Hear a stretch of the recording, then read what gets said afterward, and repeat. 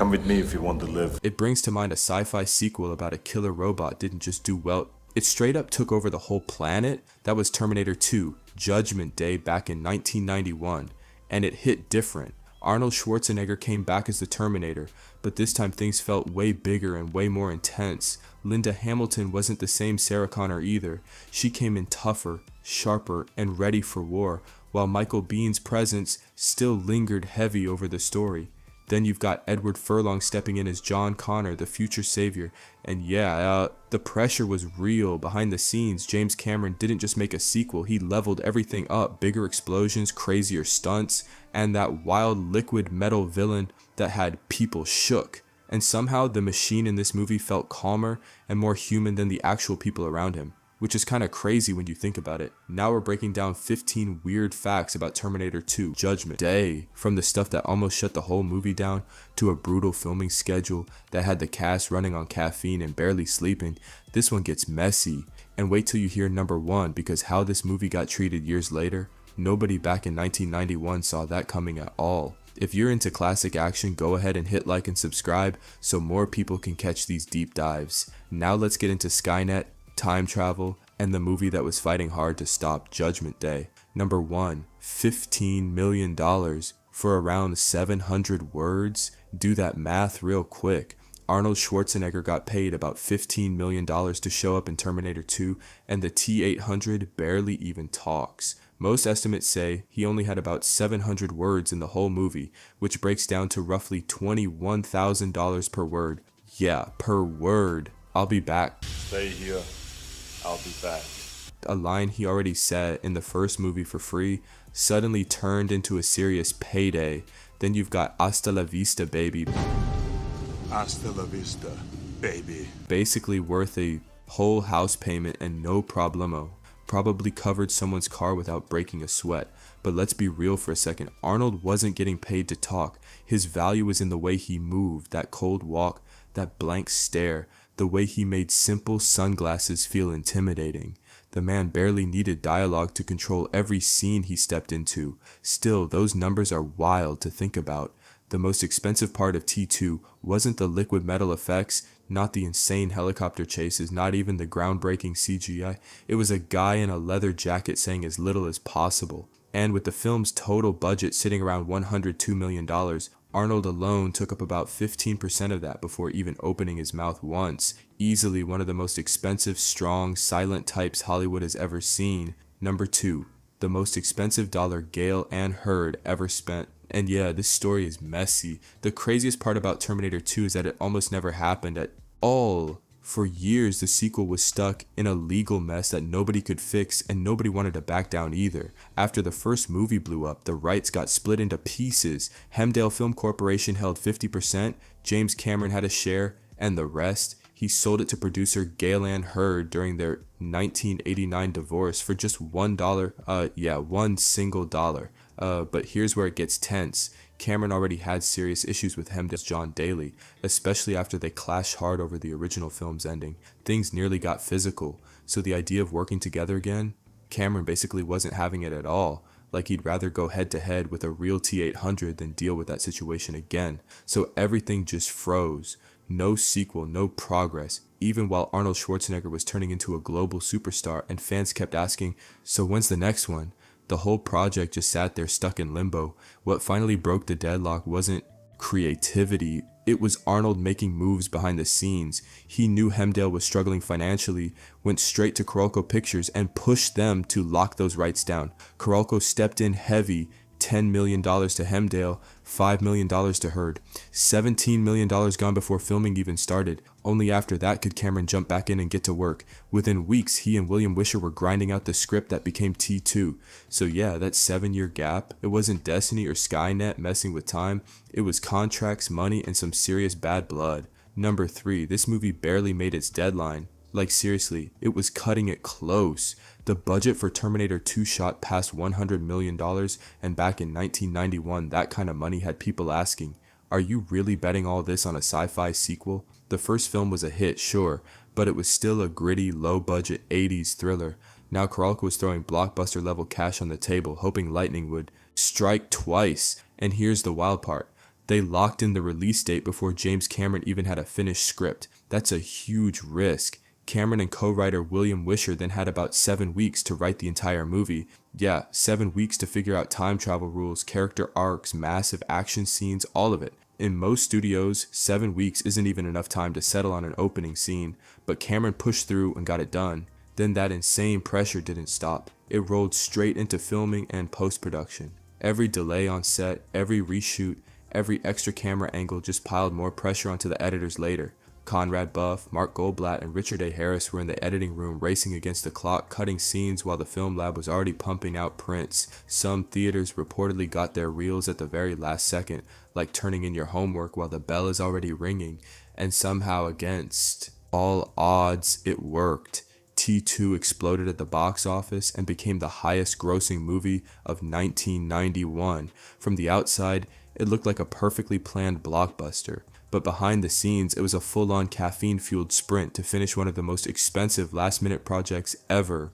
Number 4. How a rejected idea turned into a straight-up liquid metal nightmare. The T-1000 isn't just a villain, it's the kind that makes you wonder what was going on inside James Cameron's head. And get this, he actually wanted a liquid metal assassin in the first Terminator, but back in the mid-80s, the tech just couldn't handle it. The effects teams basically looked at that idea like, yeah, not happening. The budget wasn't there, the computers weren't ready, so Cameron had to shelve it and stick with the classic metal skeleton covered in human skin. Fast forward to T2 and everything changed. Cameron had already experimented with digital effects in The Abyss, so he reached out to Dennis Muren at ILM and asked if they could take that water-like effect and turn it into something metallic, reflective, human-shaped, and able to morph in real time. Muren said yes, and that's when things got serious. Associate VFX supervisor Mark Dipp helped develop brand new scanning techniques to capture Robert Patrick's movements, which became the base for the CGI model.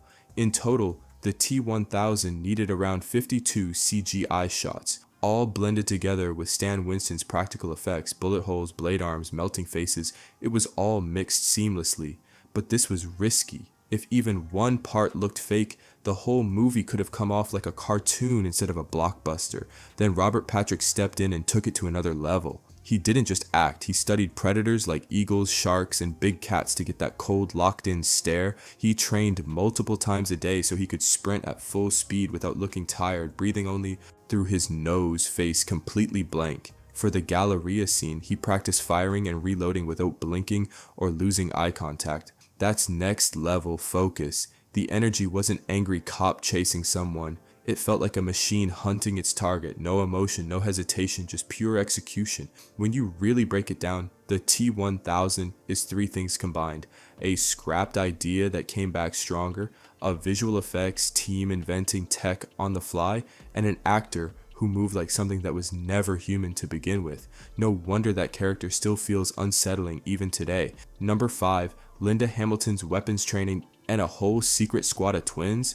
Yeah, this one gets wild. Sarah Connor in T2 is what happens when someone goes through a nightmare decade and comes out completely done with being a target. And Linda Hamilton didn't fake that transformation at all. She went all in. For the sequel, she trained with personal trainer Anthony Cortez and an Israeli Special Forces weapons expert pushing her body hard. We're talking 3 hours a day, 6 days a week, building real muscle and learning how to handle weapons like someone actually preparing for the end of the world. And it shows. She doesn't just look tough. She moves like someone who's been through it, like she slept on cold floors and trained non-stop inside a locked cell. But the movie had another trick most people didn't catch. A whole lineup of twins. For some of those wait, how did they do that moments. The production used Linda Hamilton's real-life twin sister, Leslie Hamilton Guerin, who was actually a nurse, not an actress, in scenes where you see 2 Sarah Connors at the same time, like the steel mill sequence where the T-1000 copies her. One is Linda, and the other is Leslie on a perfectly matched set. No CGI, no split screens, just real twins and a super precise camera setup pulling it off. And it doesn't stop there. That creepy security guard moment in the mental hospital, that wasn't early digital trickery either. Those were twin actors, Don and Dan Stanton, one playing the real guard, the other standing behind as the T-1000 copy right before everything goes bad. So while the effects team was busy creating groundbreaking CGI for the liquid metal, Some of the most confusing and impressive shots were done the old school way, just using identical people and letting your brain do the rest. Number 6. John Connor hit puberty right in the middle of the apocalypse. Yeah, that's a real problem. In T2, John is supposed to be one kid going through one chaotic week, but behind the scenes, that week took so long to film that Edward Furlong started growing up in real time. As production kept rolling, Furlong hit a growth spurt and his voice started changing fast. That's a huge continuity issue when your story only spans a few days, but your lead suddenly looks taller and sounds older between scenes. One minute he's a kid, next minute his voice is dropping and he's gaining inches. The crew had to move quick to cover it up. They filmed certain scenes earlier to lock in that younger look, then used classic tricks for the rest. Apple boxes, smart camera angles, and careful positioning to make sure John still looked the same size on screen. Movie magic working overtime, but it didn't stop there. In post-production, the sound team stepped in to smooth things out even more. They actually adjusted the pitch of some of his lines so his voice wouldn't suddenly sound deeper in later scenes. That's some serious behind-the-scenes fixing. So if you ever notice John sounding a little different at certain points, now you know why. The character was fighting to survive Judgment Day, while the actor was dealing with puberty at full speed. Edward Furlong was literally growing up on camera, one edited line at a time, and somehow it all still worked. Number 7. Miles. Dyson's death hit so hard because it came from something real, and honestly, that makes it even heavier. For a character who shows up halfway through the movie, Dyson leaves a serious impact, and his final moments stick with you just as much as any massive explosion in T2.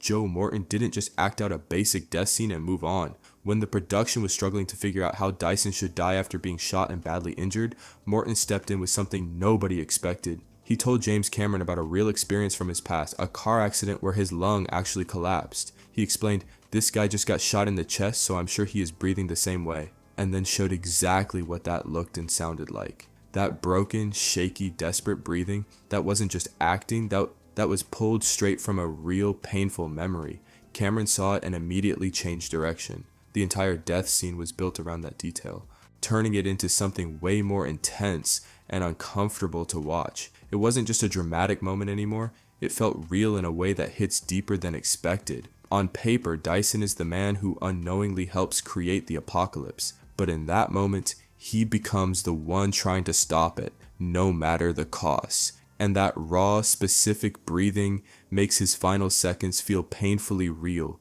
Not just another action movie sacrifice, it's the kind of scene that's hard to sit through, but you still remember it every time. Even with all the insane effects and action, T2 slowed down just enough to make one man's final moments feel unforgettable. Number 8. The nuclear nightmare that hit way too close to home. Yeah, this scene really stuck with people. If you were young when you first saw T2, Sarah Connor's playground vision was probably the moment that stayed with you the longest. No robots, no chase scenes, just kids playing A Quiet Park, and then everything gets erased in seconds. James Cameron didn't treat this like a typical sci-fi explosion.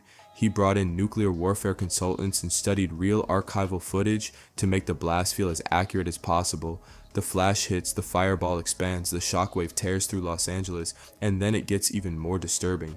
You see bodies breaking down, people clinging to fences, and everything turning to dust in a way that feels way too real. And here's the part that sounds unreal, but it's true. That massive mushroom cloud rising over the city, they couldn't just film a normal explosion and scale it up. It wouldn't look right. So the effects team actually had someone wear a cloud-like costume and physically perform the slow rising movement of the blast, basically shaping it through controlled motion. It sounds strange, but on screen it works perfectly, which somehow makes it even more unsettling. Critics later called this one of the most realistic portrayals of nuclear destruction ever put in a mainstream movie, and it changed the tone of T2 completely. This wasn't just a high-tech action film anymore. It carried this heavy idea of humanity destroying itself in the background. For people already uneasy about nuclear threats, that playground turning to ash hit hard. You walk in expecting action and one-liners, and suddenly you're watching something that feels way too close to reality. It's one of the only blockbuster moments that makes you stop and think, maybe things could go very wrong if we're not careful. And somehow, right in the middle of all the chaos, it adds a layer that makes the entire movie feel deeper and harder to shake off. Number 9. When the Terminator became the world's strangest dad figure. The boldest twist in T2 isn't the liquid metal, it's taking the same monster, from the first movie and turning him into John Connor's bulletproof, emotionless, but somehow dependable Guardian. The T-800 in the first film is pure nightmare fuel. Sunglasses, dead eyes, zero mercy. A walking slasher machine. But in T2, he's running a totally different software because now his mission is simple: protect John Connor at all costs. And the movie doesn't just flip that switch and move on. It slowly builds this weird transformation where the ultimate killing machine starts acting like a strict, awkward, robotic dad figure. Not literally carpool dad, but you get the vibe. He goes from hunting humans to following a kid's instructions like it's law. John doesn't treat him like a weapon either. He treats him like something broken that needs guidance. So he starts teaching him slang, jokes, and basic human behavior, basically forcing a murder machine through Humanity 101 in real time. Then comes the big turning point, the so-called firmware update moment. John straight up tells him you can't just go around killing people. And somehow that one line changes everything. From there, the T-800 installs a no-kill rule, and the shift is wild. He still destroys cars and throws people around, but now he does it with control. He's carefully disabling cops instead of wiping them out, pulling John out of danger without hesitation and actually listening when the kid gives commands. Meanwhile, the actual adults in John's life are either gone, unstable, or locked away, which makes this dynamic even more intense. The robot ends up being the most consistent parent in the story, which is honestly kind of insane when you think about it. James Cameron later said this relationship is the emotional core of the film, even comparing it to the Tin Man finally getting a heart in The Wizard of Oz, except here it comes with explosions and a lot more broken concrete. By the time they reach the steel mill, everything has flipped. Sarah sees a tool. John sees the only adult who has never lied, never abandoned him, and never failed him. For a franchise that started with Run from the Killing Machine, T2 somehow becomes a story about a kid, a broken mother, and a robot that accidentally becomes the most reliable father figure in the entire chaos. Number 10. The thumbs up that absolutely wrecked everyone emotionally. Out of all the ways an unstoppable killing machine could go out, nobody had emotional thumbs up in molten steel anywhere on their bingo card. After everything, the robot dad slowly lowers himself into a pool of molten steel and says goodbye the only way he knows how. A simple thumbs up. No big speech, no dramatic "I love you, John." Just a quiet hand gesture as he accepts he's about to be scrapped forever. On paper it sounds almost absurd, but in the movie, it hits hard. We've watched this character shift from silent nightmare machine to reluctant protector, from terminate to protect, and now he's standing there calmly, explaining he has to destroy himself so Skynet never exists. What makes it land is how minimal it is. No dramatic monologue, no last second escape, no sudden emotional outburst. The Terminator doesn't become poetic or overly human at the end. He just uses the one thing he learned from John, that thumbs up. John showed him that earlier in the film, a simple signal for "it's okay," and the machine saves it for the exact final moment. That tiny gesture becomes his goodbye, and it absolutely crushes the audience. The shot is pure setup and payoff. We spent the entire film watching John try to teach a machine how to be human, and in the end, the Terminator doesn't hug him or make a speech. He just sinks into the molten glow and gives the clumsiest, most perfect farewell imaginable. And that's why it sticks. You came for explosions and killer robots, but the moment burned into memory is a metal hand disappearing under molten steel with a simple thumbs up. A quiet ending that somehow hits harder than everything that came before it. Number 11. The biker bar beatdown that reintroduced a full-on monster. If you're gonna bring back one of the scariest villains of the 80s, you don't ease in. You give him a cold, brutal entrance. The T-800 walks into a biker bar, scans the room like he's checking inventory, and calmly says, "I need your clothes, your boots, and your motorcycle." No emotion, no hesitation. Just pure machine focus. Within seconds, chaos erupts. That biker ends up on the floor, and Arnold walks out fully geared up like it was the easiest transaction in history. It's fast, it's cold, and it instantly reminds you what this thing used to be. And here's the funny behind the scenes twist. Arnold apparently showed up for the naked arrival scene wearing loud Hawaiian board shorts. The real bikers used as extras reportedly looked down and reacted with a genuine shock, which actually made the scene even better. Sometimes an accidental moment just locks in the perfect reaction. Even crazier, the scene almost didn't exist at all. When the budget started getting out of control, studio executives tried to cut it. James Cameron pushed back hard, refusing to lose it. They even tried going through Arnold to convince him to talk Cameron out of it, but his response was basically that only a studio executive would think about cutting a scene like that, and it stayed in. What makes the scene so effective is how it plays with expectation. At first you assume he's still the same unstoppable villain from the first movie. That bar moment reinforces it perfectly. Cold, violent, unstoppable. But right after that, the entire story flips him into protector mode. It's a sneaky setup. The fastest way to change how an audience sees a character is to reintroduce them exactly the way they remember, and then completely rewrite what they do next. Number 12, the LA River truck stunt that looked like it was one bad bounce away from total disaster. The LA River chase in T2 isn't just action, it's something you can feel in your spine. John Connor on a tiny dirt bike, the T-1000 in a massive semi-truck, and a whole lot of unforgiving concrete waiting underneath. And here's the insane part, they didn't fake it. For that huge moment where the truck drops into the river channel, stunt coordinator Joel Kramer and second unit director Gary Davis built a hidden ramp behind a fake plaster wall. Then they sent a real Freightliner semi-truck blasting through it at around 60 miles per hour, sending it dropping nearly 30 feet straight into the concrete riverbed below. The impact exactly as violent as it looks, but the pressure behind the scenes was even crazier. The crew only had a filming permit until noon that day. If the stunt failed, it wasn't just a delay, it was a 6-figure loss and no second chance. On the first run, the truck didn't hit the needed speed and veered off course, so they reset everything, adjusted the system, and went again, all before the deadline hit. 8 cameras were rolling at once, 4 inside the channel and 4 along the wall, because nobody was willing to risk missing it from a single angle. Even those terrifying near-miss moments, where the truck looks like it's about to crush John's bike, were carefully choreographed. It's all timing, spacing, and precision driving to make it look inches away from disaster without actually endangering anyone. And then you add in a real helicopter flying under a 20-foot overpass during the chase, and suddenly the whole sequence feels way too real. This is why people say T2 changed action movies forever. Real vehicles, real locations, real risk, and one tight morning window to get everything perfect with absolutely no room for failure. Number 13. The deleted Reese brain surgery scene that turned into a VHS-era treasure hunt. If you saw T2 in theaters back in the day, you were actually missing pieces of the story that later became legendary among fans. Michael Biehn returned as Kyle Reese for a dream sequence where he appears to Sarah Connor inside her hospital cell. He tells her John is now Skynet's main target and pushes her to keep fighting harder than ever. It was meant to be an emotional bridge straight back to the first film, tying everything together, but James Cameron ended up cutting it for pacing. And here's the behind-the-scenes twist that makes it even crazier. Michael Biehn apparently forgot he was scheduled to shoot that day and overslept. Linda Hamilton had already been deep into rehearsals by the time he showed up, so a scene that fans would later obsess over almost didn't exist because of a missed alarm.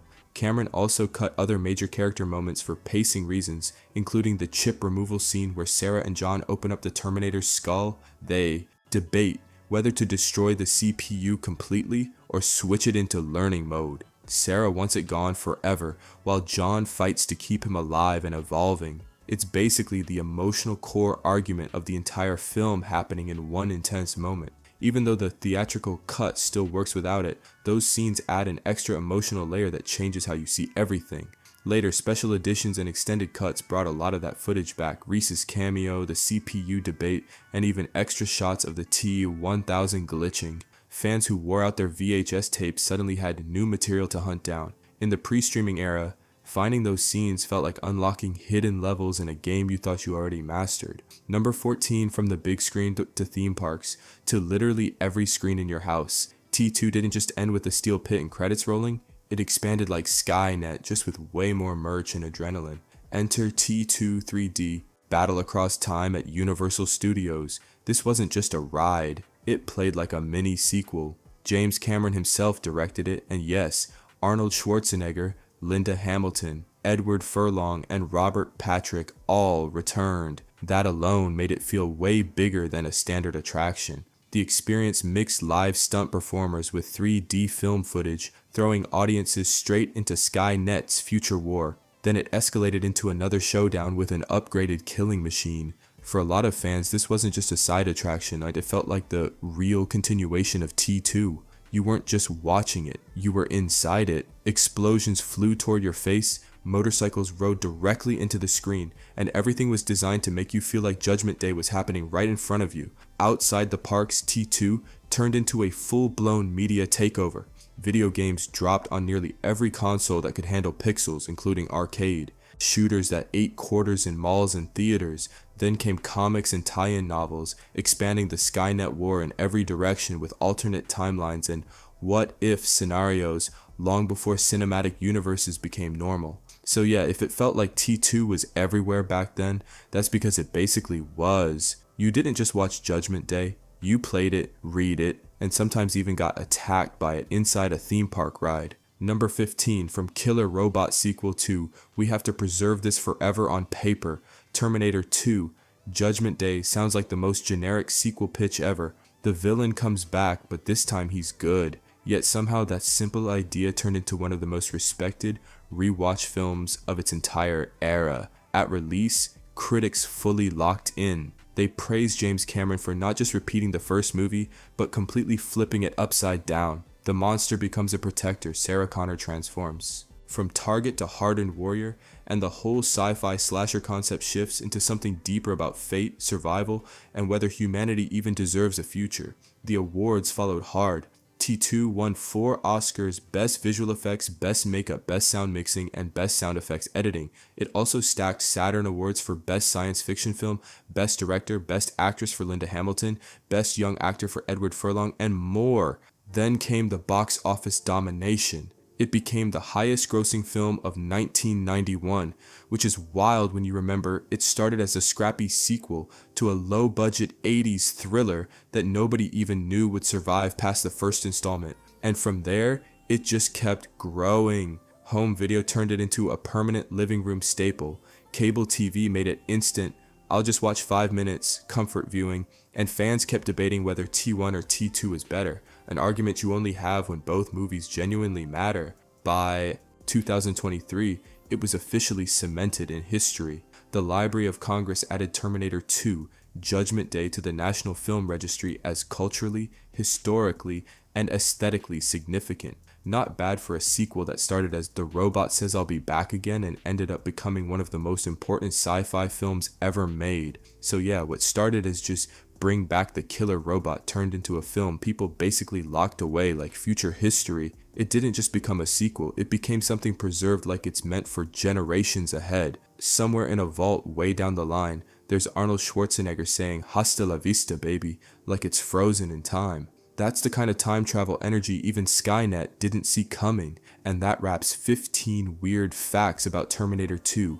Judgment Day. Drop your favorite T2 moment in the comments. We already know half of you are picking the same scene, and honestly, we respect. If you enjoyed this one, hit like, subscribe, share it, and send it to someone who still owns this on like 3 different formats. You know exactly who they are.